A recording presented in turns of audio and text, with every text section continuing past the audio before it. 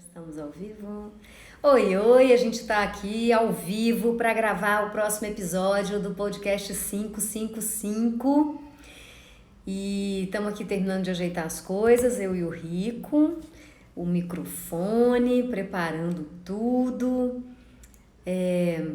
O podcast de hoje a gente vai falar sobre não ser reconhecido, não ser visto no trabalho, o que isso tem a ver com a questão sistêmica, com a questão de ordem. E são 5h55, a gente vai começar a gravar.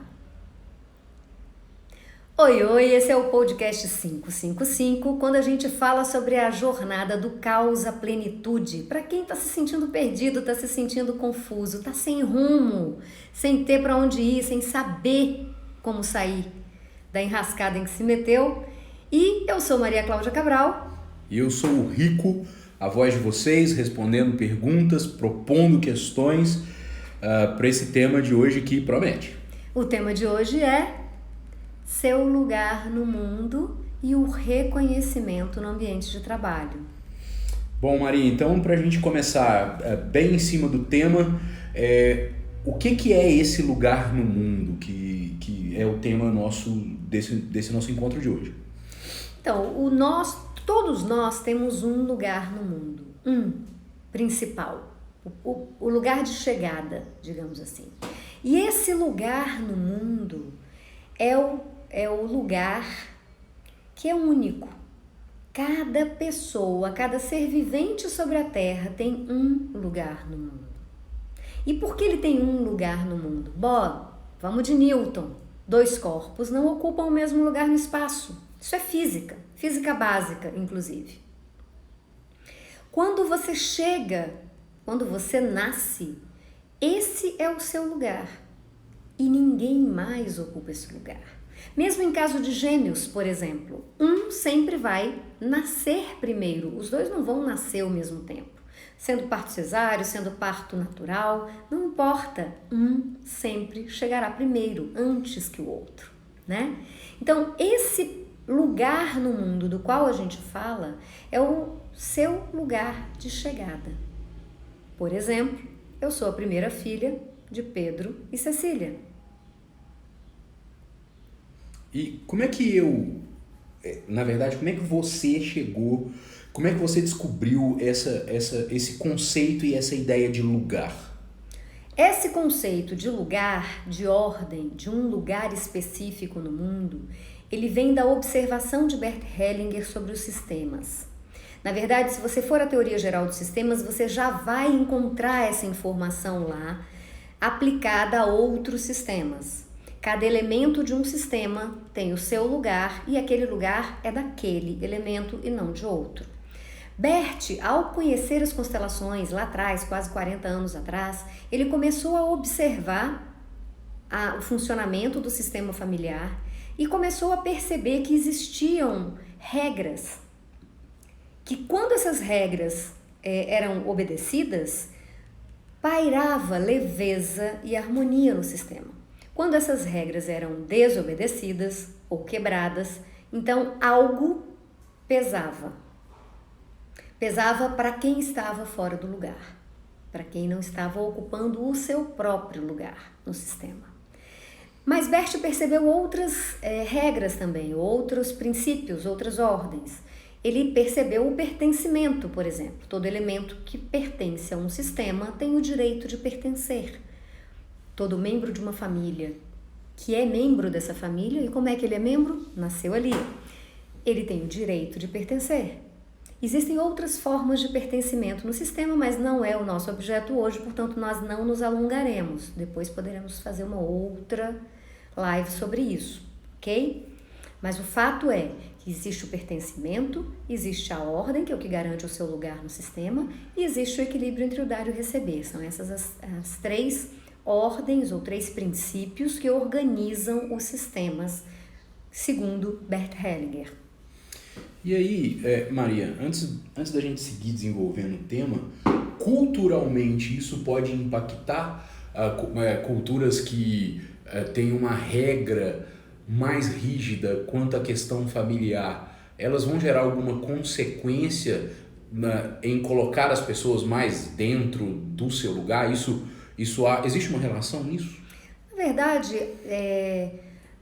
isso que o Bert Hellinger observou, isso é corriqueiro, é comum. Se a gente olha para as etnias africanas, se a gente olha para alguns ou vários países do Oriente, você vai identificar muito facilmente, por exemplo, o respeito ao primeiro, a quem chegou antes. Quem chegou antes? O pai ou o filho? O pai. Então há um respeito, uma honra àquele que chegou antes. Isso não tem nada a ver com caretice, isso não tem nada a ver com provincianismo, isso não tem nada a ver com a Igreja Católica, isso tem a ver com uma sabedoria cultural que esses povos continuam respeitando até hoje.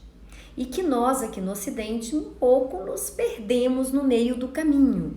E ao nos perder no meio do caminho, nos embaralhar, temos tido consequências, digamos assim. Entendi. E aí, assim, como é que eu consigo descobrir esse meu lugar no mundo? Descobrir o seu lugar no mundo tem a ver com antes eu falar como é que você identifica, né? Como é que a gente, qual o raciocínio que a gente faz para identificar. E eu já dei uma pista quando eu falei dos gêmeos. Ora, vou contar para vocês, não a historinha da abelhinha, mas eu vou contar para vocês a historinha do encontro de papai e mamãe, tá? A gente já vai aproveitar esse momento para que você inclua o pai e inclua a mãe, caso você esteja excluindo esses elementos do seu sistema. Muito bem. Um belo dia, o seu pai encontrou a sua mãe. Parênteses, não importa se ele encontrou num carnaval, num acampamento da igreja, se eles eram vizinhos e namorados desde os 14 anos e ficaram noivos e casaram na igreja com véu, grinalda e flor de laranjeira, não importa em que circunstâncias este encontro se deu. Em algum momento, esse encontro entre o pai e a mãe foi uma relação sexual. Sim, mães também transam. E neste encontro sexual, o espermatozoide do papai encontrou o óvulo da mamãe. E quando isso aconteceu, quando essas duas células, síntese de cada um deles, se encontrou, houve uma explosão atômica. Essa explosão atômica fundiu essas duas células e imediatamente elas começaram a se multiplicar numa velocidade espantosa. Dessa multiplicação de células, adivinha quem surgiu? Você, e eu, e o rico, e cada um de nós. Houve um dia e uma hora para isso acontecer.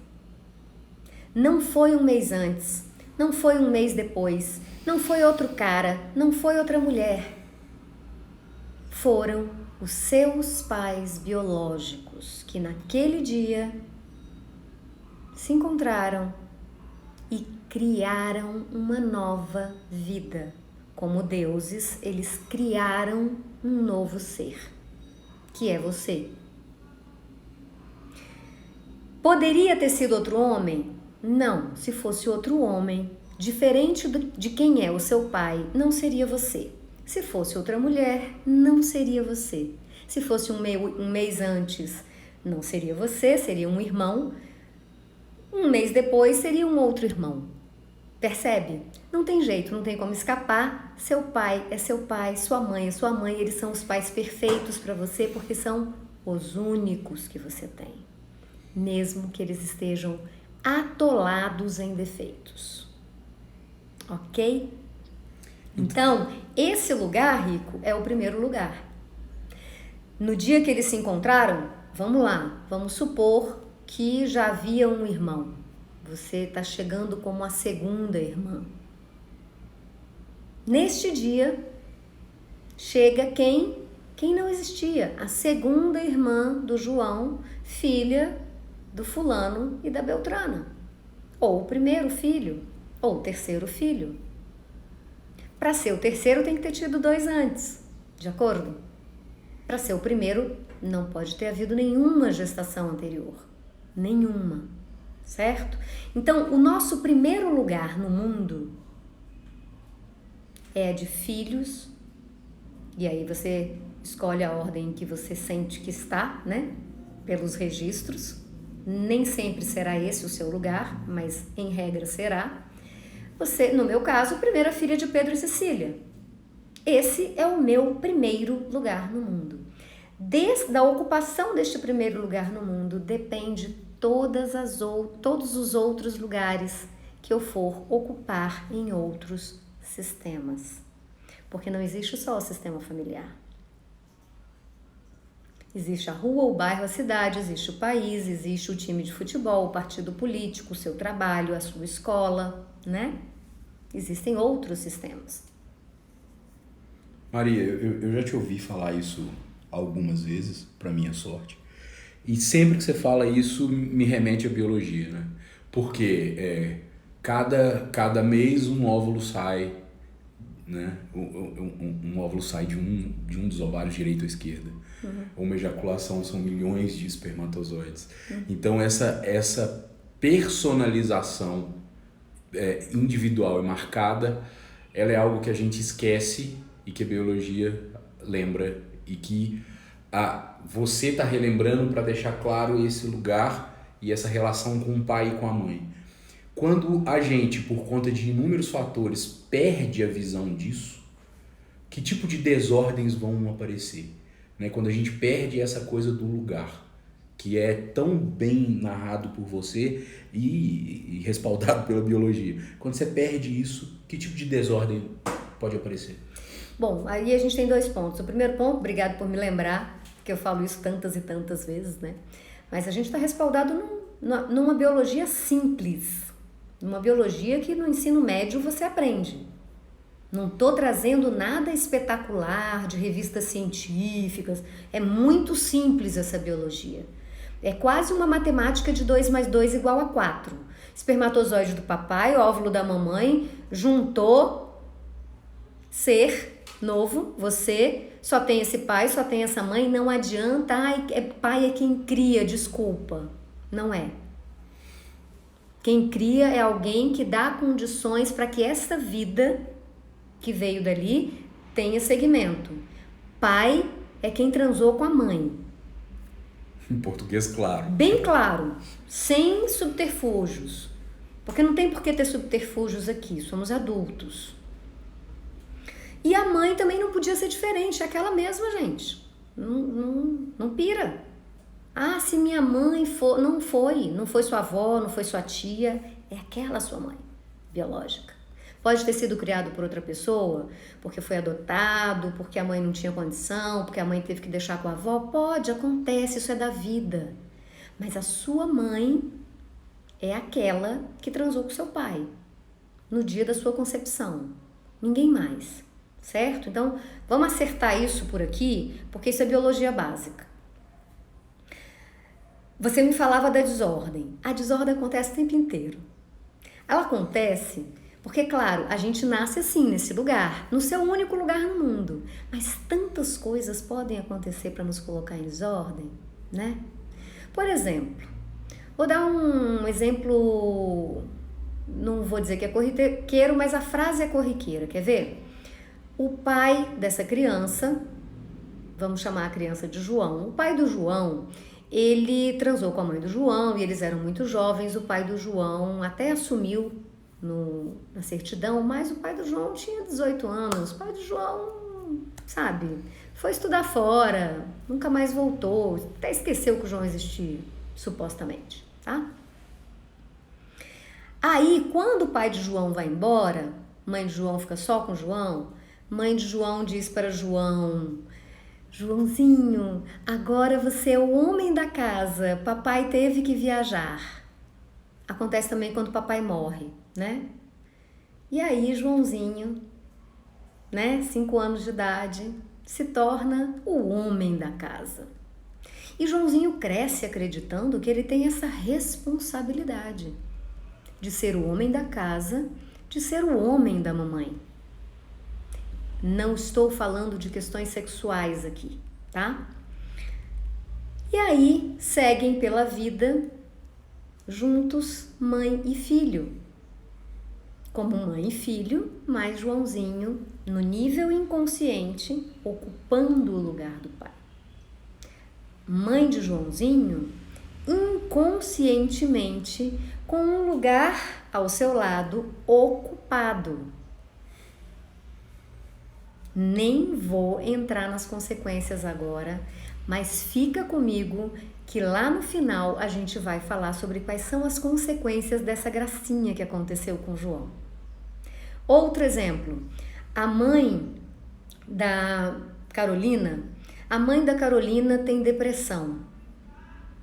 Então a mãe da Carolina está pouco funcional em função dessa depressão crônica, ou outro transtorno mental, ou outro transtorno físico incapacitante, ou que dificulte as funções. Carolina, como uma boa filha, ela, por um amor distorcido, assume o lugar da mãe. Cuida dos irmãos, cuida da casa, toma as iniciativas que precisam ser tomadas porque a mãe naquele momento, naquela condição, não está podendo. Tudo aqui é por amor. Um amor distorcido, um amor cego, um amor infinitamente grande, porém um amor infantil. Então Carolina se coloca inclusive como a companheira do pai.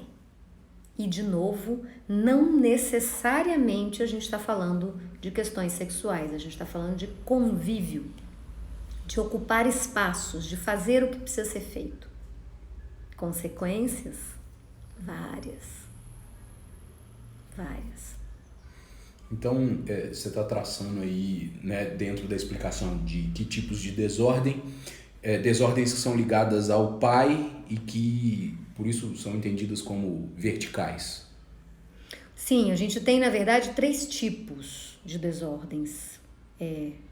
Duas bastante específicas, que são as verticais, eu ocupo o lugar da mãe, ou eu ocupo o lugar da avó, eu ocupo o lugar do vô, enfim, né? É a famosa linha hierárquica, né? Vertical, ou colateral, horizontal, que é entre irmãos, tá? Esse primeiro exemplo é da vertical. E no âmbito horizontal, né? Como é que acontece desordem entre irmãos? A desordem entre irmãos acontece de várias formas, mas vou dar alguns exemplos. Às vezes, a mulher tem uma gestação e por alguma razão no primeiro trimestre ela perde esse bebê, né? É um bebê que não é um aborto espontâneo. Pode ter sido provocado também? Também pode, dá igual. Às vezes ela tem uma gestação e ela sequer se dá conta que está tendo essa gestação, quer dizer, a concepção aconteceu, não teve sequer tempo para ter os sinais de atraso, de gestação, e a menstruação desce e aquele feto concebido, aquele embrião, ele é eliminado na menstruação. Acontece também.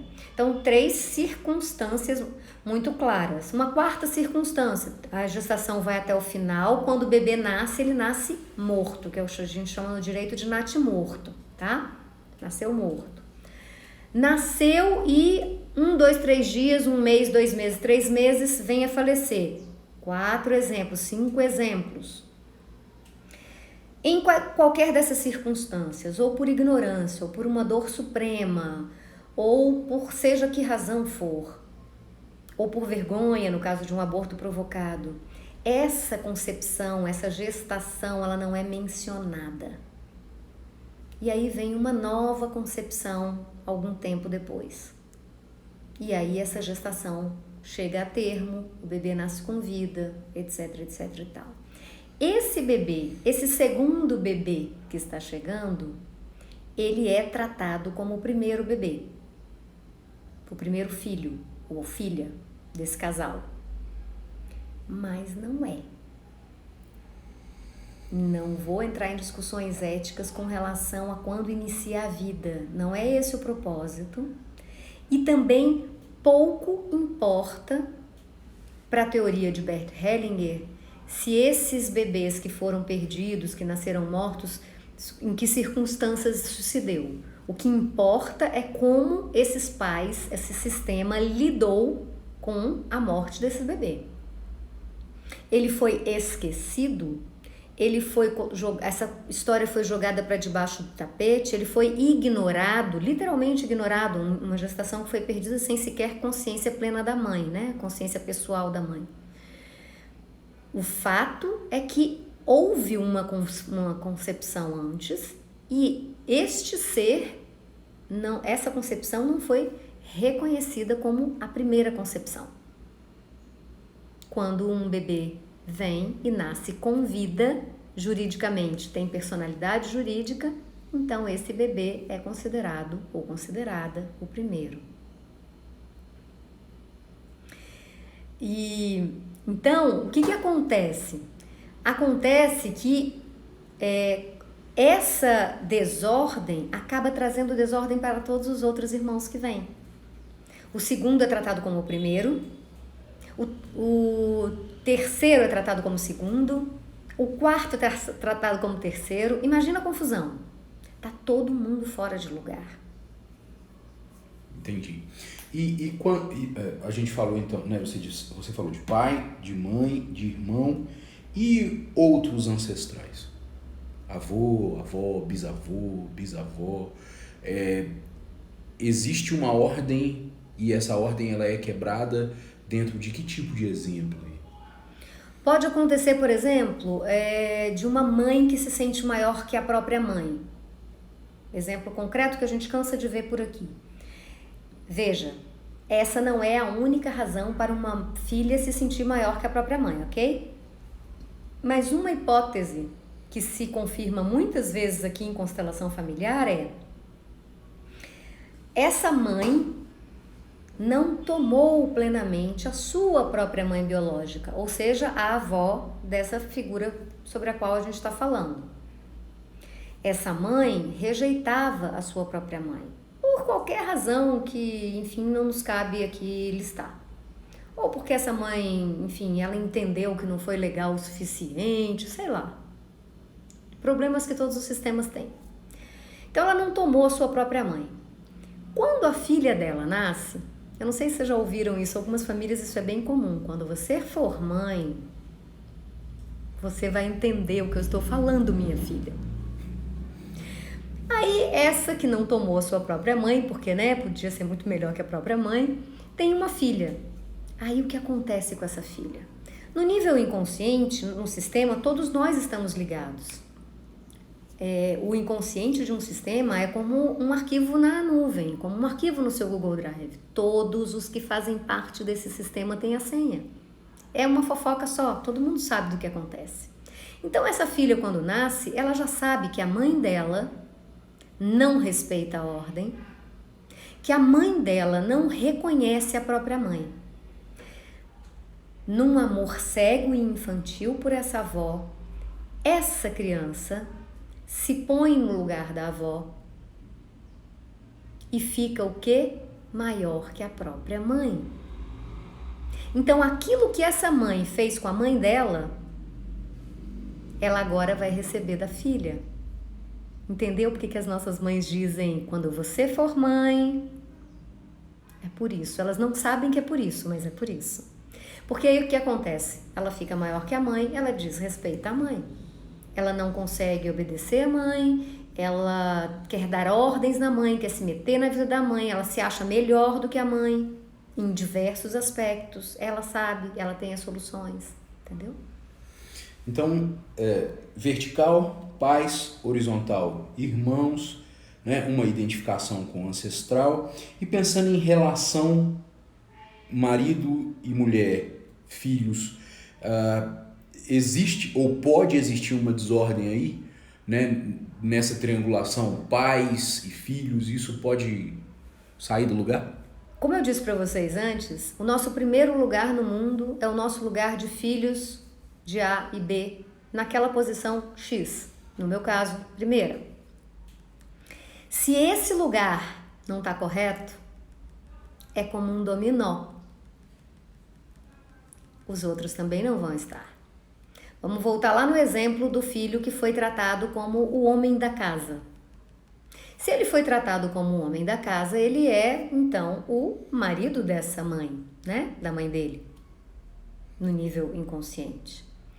No momento em que ele decide, ou que ele se apaixona por alguém, ou que ele se interessa por alguém, o que acaba acontecendo? Acaba acontecendo que, ou bem, ele não consegue ser visto pelas mulheres, ou bem, ele até consegue ser visto, mas as relações não vão adiante. E talvez, só talvez, em alguns casos, a gente possa até dizer que é aquele hashtag a culpa é da sogra.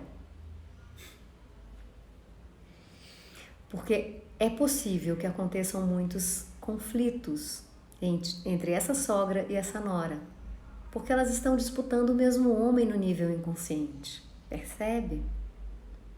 Elas não sabem disso, mas elas estão disputando. Pode ser que ele se case, que ele consiga se casar. E aí, como o lugar dele é um lugar de pai e não de filho, porque ele não aprendeu a ser filho de um pai, ele vai ser pai de quem?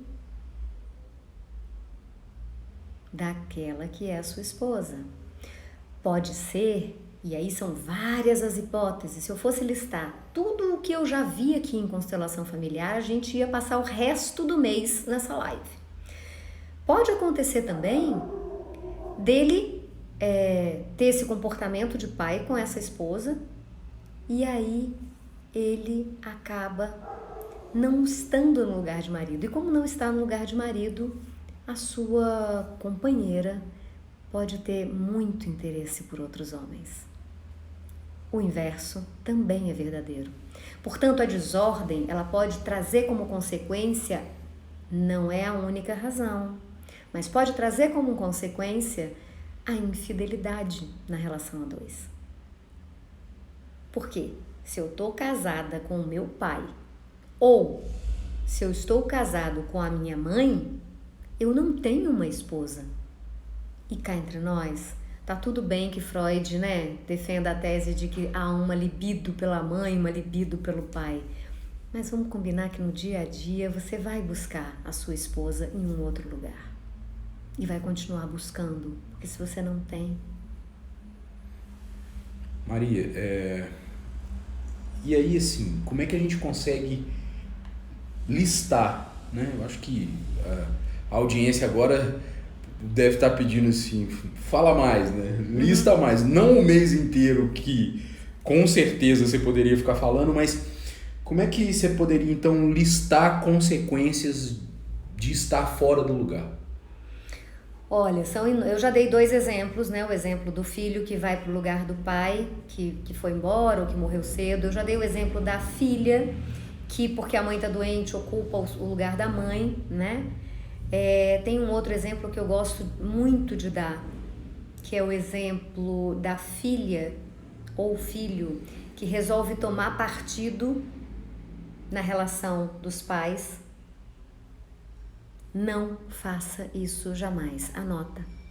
O problema de um casal é do casal. Filho não se mete nessa confusão, certo? Sua relação de filha é filha-mãe, filha-pai. O que acontece entre o pai e a mãe é problema dos dois. Por quê? Porque eles chegaram antes, eles são maiores que você. Para eles você é só aquela menininha, eternamente.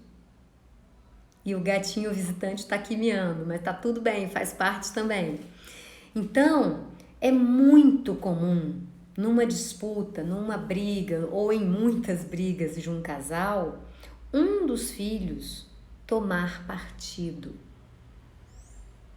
Caixão e vela preta. Não só agrava a crise dos pais, como traz profundas consequências para essa filha ou filho que se interpôs entre o casal. E aí tem diversas configurações. Você vai ver em exercícios de diagnóstico de constelação, você vai ver a mãe, o pai, a filha e a mãe, a filha no meio dos dois.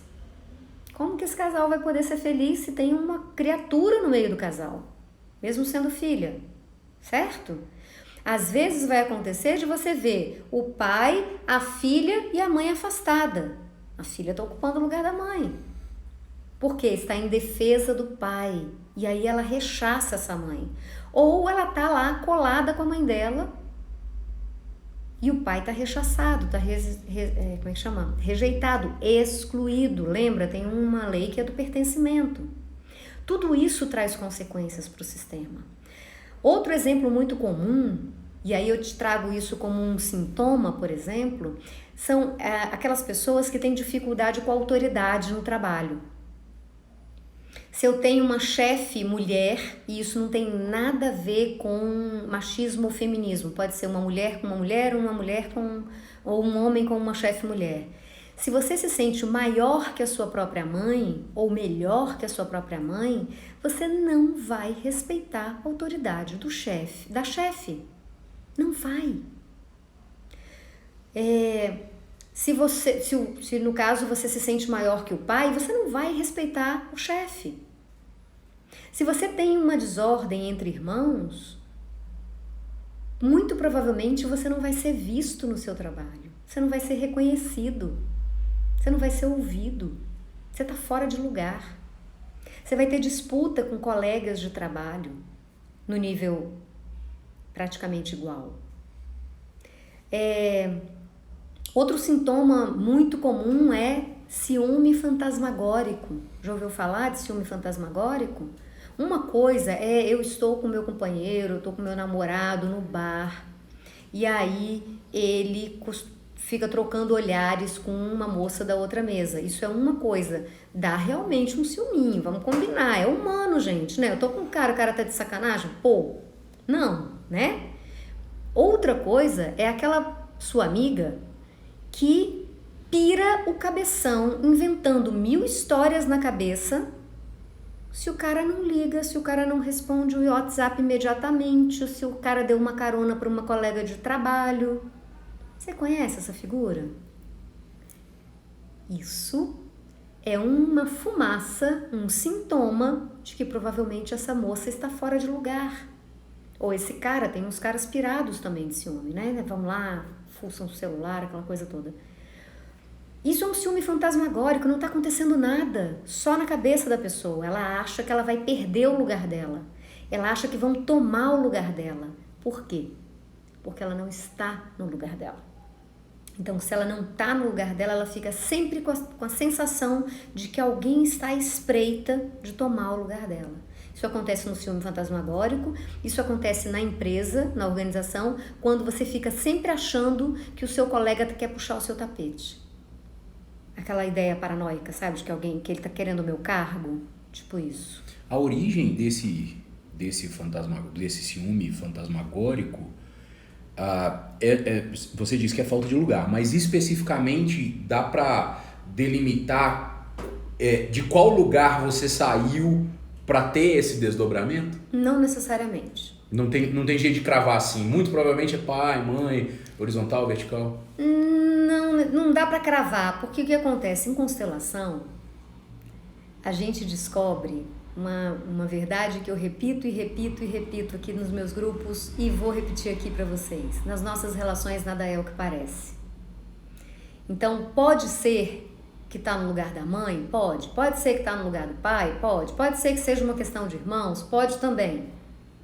Desordem, tudo pode. Pode ser que você esteja identificada com uma ex-noiva, uma ex-namorada do seu pai? Pode. Também pode. Por quê? Porque uma ex-noiva ou uma namorada importante que sofreu um prejuízo com o término que o seu pai teve com ela passa a fazer parte do sistema. Lá no meu canal, no Saber Amar, tem um vídeo só sobre estrutura do sistema. É um vídeo bem antigo, mas ele explica direitinho quem faz parte do sistema. E lá eu falo sobre isso. Então, também podem ser várias as hipóteses de desordem que ocasionam esse sintoma. Não dá para afirmar categoricamente. Em constelação familiar não dá para afirmar categoricamente nada, tá? Que fique bem claro isso. Maria, depois dessa lista de consequências de estar fora do lugar, eu não sei a audiência, mas eu tô aqui tentando entender como eu posso me diagnosticar, entendeu? Assim, como é o que sinaliza para mim ali como um primeiro sintoma, vai, em aspas, de que isso pode ser uma questão fora de lugar, eu preciso olhar isso. Isso é possível, assim, a audiência ela pode identificar isso para além dos exemplos que você deu, que não cabem aqui por questão de tempo, né? Existe uma forma da pessoa falar assim, olha, isso pode ser aquilo que eu ouvi lá no podcast. Sim, existem vários sintomas que dão pistas de que a gente está fora do lugar. A sensação de inadequação, a sensação, sabe aquelas pessoas que mudam de curso na faculdade, não conseguem terminar nenhum curso, porque ela vai chegando perto de terminar e ela diz assim, não, mas eu acho que não é isso. Como se estivesse procurando algo. Ela está procurando o seu lugar no mundo. Ela está se sentindo perdida, ou ela se sente insegura, ou ela acha que, ou ela tem essa fantasia de que vão tomar o lugar dela, seja no trabalho, seja na família, seja no relacionamento a dois. Que mais que pode ser um bom sintoma de que você está fora de lugar? Você se sentir maior ou mais importante, querer mandar na sua mãe, querer mandar no seu pai, porque você acha que você sabe o que é melhor para eles. Ninguém faz isso porque é mauzinho ou mazinha. Tudo isso é feito por um amor distorcido, por um amor cego. Então, nessa fantasia do amor cego, eu acho que eu sei o que é melhor para os meus pais. Eu acho que eu sei mais do que a minha mãe, e aí racionalmente você justifica, porque eu estudei mais do que a minha mãe. Não. Maria, isso pode aparecer como uma bondade também, né? Usando o senso comum. Fulano é tão bondoso, ficou junto da mãe. Ficou junto da mãe, renunciou a se casar para ficar com a mãe velhinha que precisa de apoio. Nunca se casou para apoiar a mãe. Para a filha também vale. Então, isso soa, sabe? Uma abnegação. Mas, na verdade, o que acontece ali é, de fato, uma ligação sistêmica de um amor distorcido. Uma desordem. E que vai trazer desordem para os descendentes dessa família. Então, depois de tentar identificar, né, de identificar consequências e tentar identificar, como é que começa a ocupar o próprio lugar, né? A audiência está aí, a pessoa até se identificou com várias das coisas que você disse, e aí acredito que a pergunta imediata é, como é que eu saio disso, né? Ou como é que eu passo a entender qual que é o meu lugar? Bom, a primeira coisa é tomar consciência de que você é filho do seu pai e da sua mãe biológicos. Primeiro passo, o reconhecimento dos pais biológicos como os únicos pais que você tem. Ponto 1. Os pais perfeitos para você, seja lá o que eles tenham feito ou deixado de fazer. Passo 2. Passo 3, reconhecer, no mínimo, o lugar da sua certidão de nascimento. Se você tem sintomas de que não está exatamente no seu lugar, se você se encaixa em um desses exemplos que a gente deu, vale a pena, vou passar um exercício rápido aqui, já, mas vale a pena você fazer um exercício para sentir como é para você, né? O lugar, vamos supor que você seja por registro o primeiro, o lugar de segundo, o lugar de terceiro, sente. Tem como sentir isso, tem exercícios que dá pra gente fazer, né? E eu faço, inclusive, já apliquei alguns exercícios em lives, nos 5 pontos antes da virada, no final do ano eu apliquei, né? No meu curso, no ponto da virada, eu aplico vários exercícios que te colocam de volta no lugar, né? Que te ajudam a ir para o seu lugar, para reconhecer o seu lugar e ocupar. Então, é possível, tá? É super possível. Então, assim, uma possibilidade é você fazer os papeizinhos. Você faz um papel, primeiro, né? Pode ser almofada, não precisa nem escrever no papel, não. O primeiro lugar, o segundo lugar, vamos supor que você tenha que vocês sejam 4 filhos, né? Tô dando um exemplo aleatório. Aí você coloca lá almofada filho 1, almofada filho 2, almofada filho 3, almofada filho 4. Vamos supor que no registro civil você é o filho 2, mas você tem um desses sintomas aí que eu falei. Então, qual que é o primeiro passo? Você vai lá para a almofada filho 2, que supostamente é o seu lugar. Respira, busca o seu centro, sente como é estar ali. Diz em voz alta: eu sou a segunda filha de fulano e beltrana. Experimenta a sensação no seu corpo. Eu sei que parece meio Haribo que eu estou dizendo, mas experimenta a sensação no seu corpo. Você pode se surpreender com isso.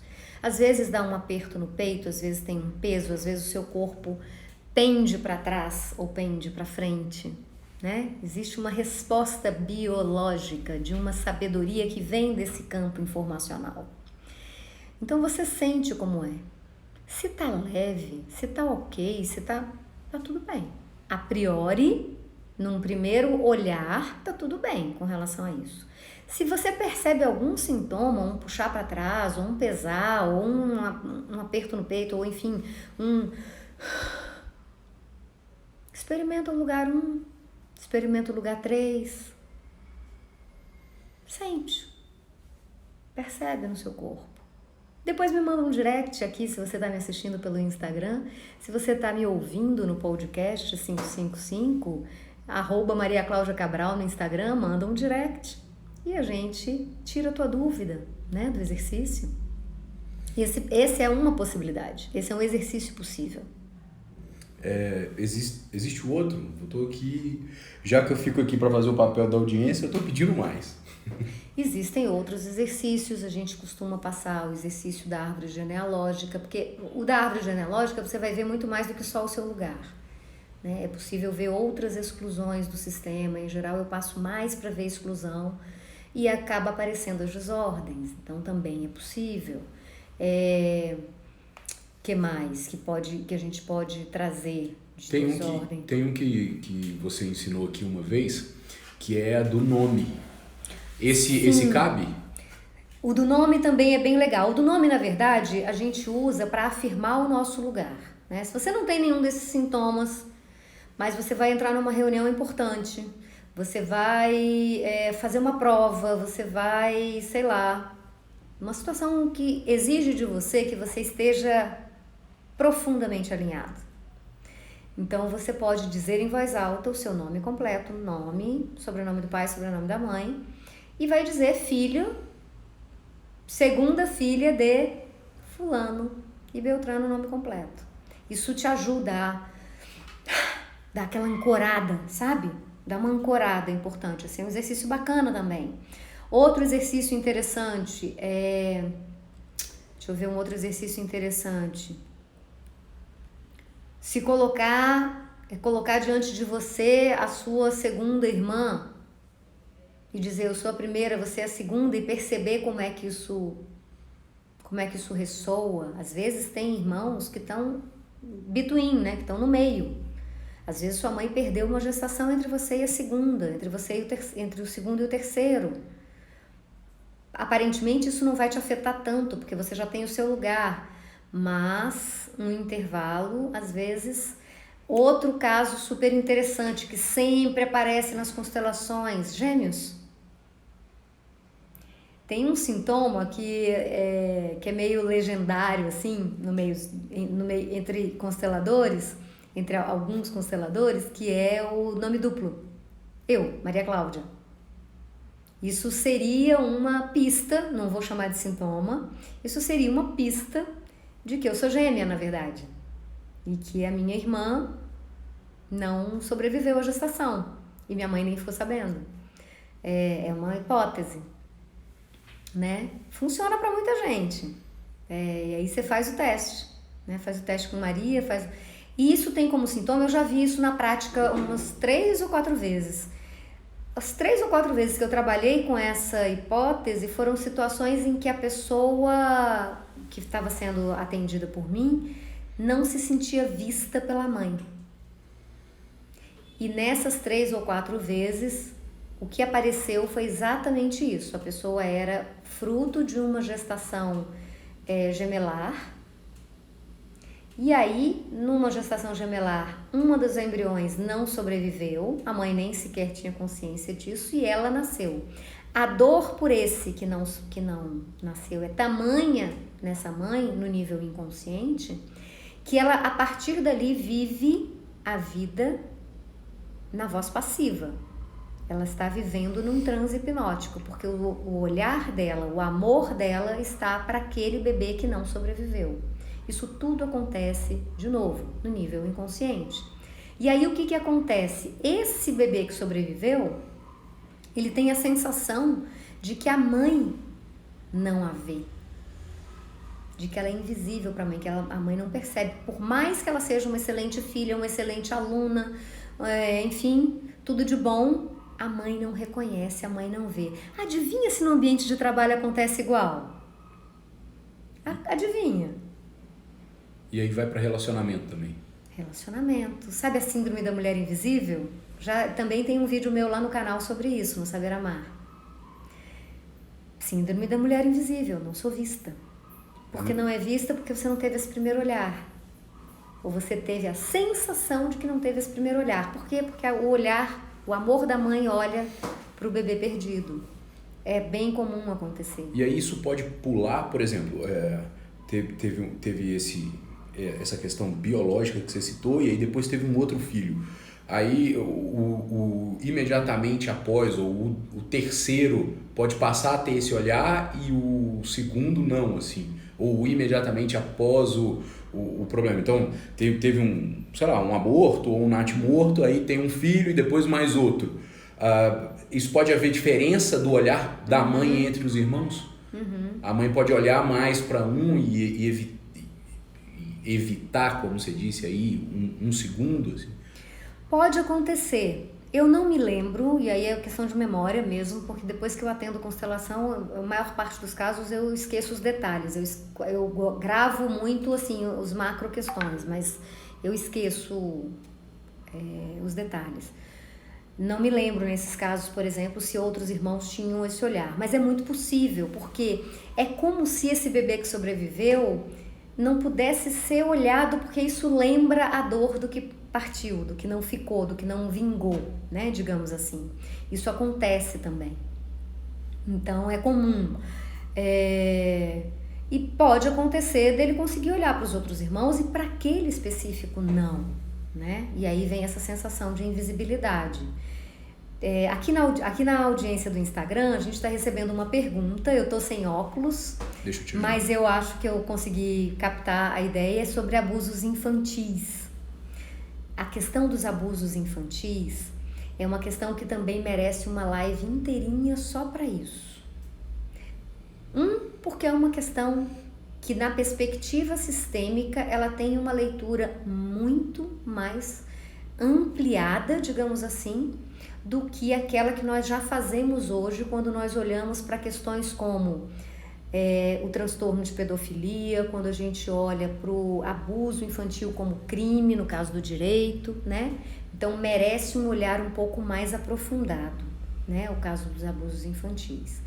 Mas o que eu posso adiantar dentro desse tema da ordem nos sistemas é que sim, o abuso infantil muitas vezes tem a ver com uma desordem no sistema. Então a tua pergunta, Priscila, ela vai ao encontro do que eu tô falando. Às vezes uma filha, por um amor cego e infantil por uma mãe, inconscientemente, segura essa audiência, se coloca no lugar de companheira do pai. Inconscientemente. Num caso de mãe depressiva, por exemplo, pode acontecer. A mãe não ocupa o seu lugar de esposa por um transtorno, não ocupa o lugar de esposa, e a filha, por um amor cego, inconscientemente diz: eu por você, mamãe, por você eu faço. E ao falar sobre isso nestes termos aqui, eu inclusive me exponho, porque é um tema indigesto. Por isso eu disse que merece uma live inteirinha sobre isso. Eu sei que é indigesto ouvir isso, mas a gente não viu nenhum, nem 2, nem 10 casos. Bert já havia identificado isso está em alguns livros de Bert relatado, e na prática, nós consteladores, na prática, vemos isso. No Direitos Sistêmicos, vimos isso muitas vezes. Não foi nenhuma, nem 2, nem 3, tá?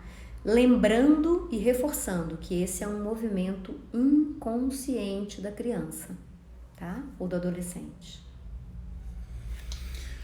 Bom, vamos encerrar. Que linda, muito obrigada, Priscila. Priscila está aqui dizendo que eu mudei a vida dela numa tarde de conversa. Muito obrigada, muito obrigada. Você também tocou minha vida, Priscila, muito obrigada. E, enfim, o tema hoje era esse, teve a pergunta da Priscila, eu não sei se tiveram outras perguntas, eu tô sem óculos, no caso dela eu consegui enxergar por alguma razão iluminada, provavelmente alguém na audiência, Priscila, além de você, estava precisando ouvir sobre isso. Alguém que vai ver no gravado talvez precise ouvir sobre isso. E essa live, essa gravação vai ser disponibilizada posteriormente no YouTube, né? E certamente vai atingir e atender a outras pessoas. Espero que seja útil, espero que possa ajudar a clarear qual é o seu lugar no mundo, em que ponto hoje você está, porque a gente só pode começar uma jornada do caos à plenitude quando a gente já sabe onde é que a gente está. Esse é o primeiro passo. Onde eu estou? Qual é o meu lugar? Né? De onde eu estou saindo? Mesmo que não seja o seu lugar no mundo ainda, mas de onde eu estou partindo? Como é que essa história toda começa? Aí eu faço uma jornada do caos à plenitude, mas esse é um primeiro passo. Vamos fazer uma live então também sobre esse tema, Priscila. E o que eu ia dizer mais para você? Nós deixamos aqui no nosso podcast 555, em que nós falamos sobre uma das causas, uma das razões por você se sentir não reconhecido no trabalho, invisível no trabalho, não preterido, né? Ou deslocado, ou tendo que mudar de emprego, ou tendo que mudar de curso. Uma das razões é a desordem no sistema familiar, ou seja, nas nossas relações realmente nada é o que parece. E a gente está junto de novo no podcast 555, na próxima quinta-feira, às 5h50, às 5 da tarde. Nós transmitimos a gravação aqui no Instagram, ok? Obrigada, audiência, obrigada pelas perguntas e nos vemos na próxima quinta-feira. Obrigada.